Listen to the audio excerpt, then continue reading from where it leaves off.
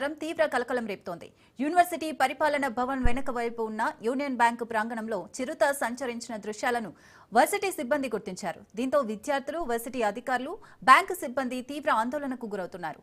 గతంలో ఇదే ప్రాంతంలో క్యాంటీన్ వెనుక వైపు ఓ చిరుతపులి బోన్లో చిక్కింది. దీనిపై మరింత సమాచారాన్ని మా ప్రతినిధి నారాయణ రెడ్డి అందిస్తారు. శ్రీ వెంకటేశ్వర విశ్వవిద్యాలయం ప్రాంగణంలో గత కొద్ది రోజులుగా చిరుత సంచారం తీవ్ర కలకలం రేపుతోంది. గత కొద్ది రోజులుగా ఒక చిరుతపులుల సంచారం ఎక్కువగా ఉండడంతో ఓవైపు విద్యార్థులు, మరోవైపు ఈ యొక్క స్టాఫ్ క్వార్టర్స్లోని సిబ్బంది, అలాగే ఇక్కడ ఉన్న నివాస స్థానికులు కూడా తీవ్ర భయాందోళనకు గురవుతున్నారు. అంటే 2 రోజుల క్రితం నిన్న రాత్రి కూడా మనం ప్రస్తుతం ఎస్వి యూనివర్సిటీ ప్రాంగణంలోని యూనియన్ బ్యాంక్ వద్ద మనం ఉన్నాం. నిన్న రాత్రి ఈ బ్యాంకు లోపల నుంచి చిరుతపులి సంచరించిన సీసీ ఫుటేజ్లో తీవ్ర కలకలం రేపుతోంది. ఆ యొక్క చిరుతపులి ఇదే ప్రహరీ గోడను దూకి బయటికి రావడం జరిగింది. ప్రధానంగా ఈ ప్రాంతంలో కూడా చిరుత సంచారం ఎక్కువగా ఉండడంతో ఓవైపు హాస్టల్ విద్యార్థులు, మరోవైపు సిబ్బంది కూడా తీవ్ర ఆందోళన వ్యక్తం చేస్తున్నారు. శేషాచల అటవీ ప్రాంతానికి సమీపంలో ఈ యొక్క యూనివర్సిటీ ఉండడంతో ఈ యొక్క చిరుత సంచారం ఎక్కువగా ఉంది. మరోవైపు ఈ యొక్క హాస్టల్ విద్యార్థులు కానీ, అదేవిధంగా ఈ యొక్క కాలనీలో ఉన్నవారు కూడా ఎక్కువగా ఈ వ్యర్థాలను ఎక్కడ పడితే అక్కడ వేయడం వల్ల కూడా చిరుత సంచారం ఎక్కువగా ఉన్నట్లు కూడా తెలుస్తుంది. వాటి కోసం జింకలు, కుక్కలు ఇవి రావడం, వాటిని వేటాడుతూ ఈ యొక్క చిరుతపులు రావడం కూడా తరచూ జరుగుతుంది. సాయంత్రం 6 గంటల తర్వాత కూడా ఎవరు సంచరించవద్దని చెప్పి కూడా ఈ యొక్క కొన్ని ప్లకార్డులను, అదేవిధంగా పోస్టర్లు కూడా ప్రదర్శించిన పరిస్థితి కనిపిస్తుంది. ప్రస్తుతం మనతో పాటు కొంతమంది విద్యార్థి సంఘ నాయకులు ఉన్నారు. వాళ్ళని అడిగి తెలుసుకుందాం. చెప్పండి, గత కొద్ది రోజులుగా చిరుతపులి ఈ యొక్క యూనివర్సిటీ పరిధిలో సంచరిస్తోంది, ఏంటి పరిస్థితి? గత రోజులుగానే కాదు, గత 2 నెలల ముందు కూడా చిరుతపులి హెచ్ బ్లాక్ దగ్గరికి వచ్చినప్పుడు కూడా ఐక్య విద్యార్థి సంఘాల ఆధ్వర్యంలో వీసీ గారికి, రిజిస్టర్ గారికి, రెక్టర్ గారికి రిప్రజెంటేషన్ ఇవ్వడం జరిగినది. విద్యార్థులను రక్షణ కలిగించండి అనేది కూడా మేము తెలియజేశాము. కానీ ఆ రోజు వాళ్ళు ఒకటే మాట ఇచ్చారు, సీఎం గారికి దగ్గర తీసుకొని వస్తాము, కాంపౌండ్ వాళ్ళు ఏర్పాటు చేస్తాము, భద్రత ఏర్పాటు చేస్తామనేది.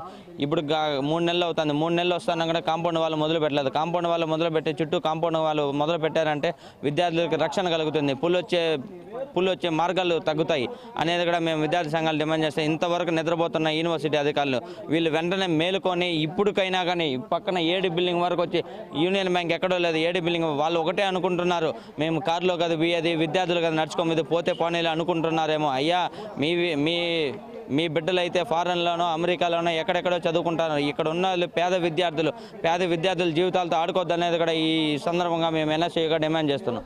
మీరు చెప్పండి, అంటే ఎస్వి యూనివర్సిటీ పరిపాలన భవనానికి కూతవేడు దూరంలోనే చిరుత సంచారం జరుగుతోంది. దీన్ని ఏ విధంగా చూడాలి? గతంలో కూడా ఇదే బ్లాక్లో కూడా చిరుతపులను కూడా బోన్లో బంధించడం జరిగింది. అంటే యూనివర్సిటీ అధికారులు నిర్లక్ష్యమా, ఏం కారణం ఏమంటారు? ఈరోజు ఎస్సీ, ఎస్టీ, బీసీ మైనార్టీలకి విద్యార్థులు అంటే ఈరోజు అధికారులకు చిన్న చూపు.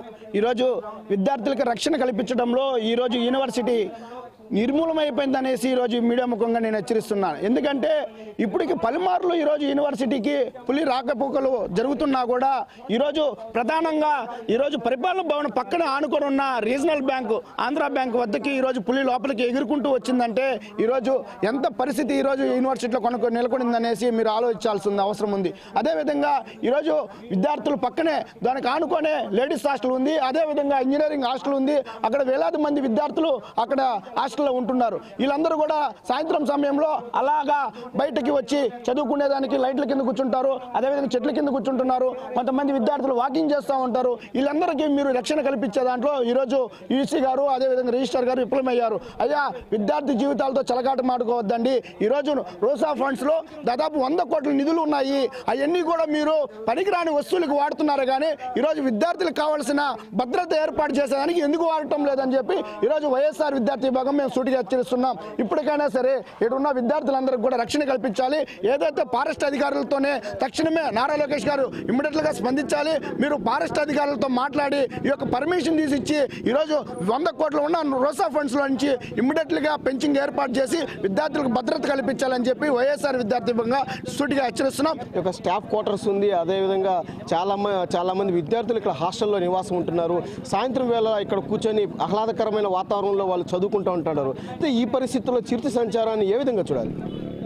ఇవాళ రాష్ట్రంలో విశ్వవిద్యాలయాల్లో పేరు ప్రఖ్యాతులు గాంచిన విశ్వవిద్యాలయం కలియుగ దైవమైనటువంటి శ్రీ వెంకటేశ్వర స్వామి నామకరణం చేసుకున్న విశ్వవిద్యాలయం శ్రీ వెంకటేశ్వర విశ్వవిద్యాలయం.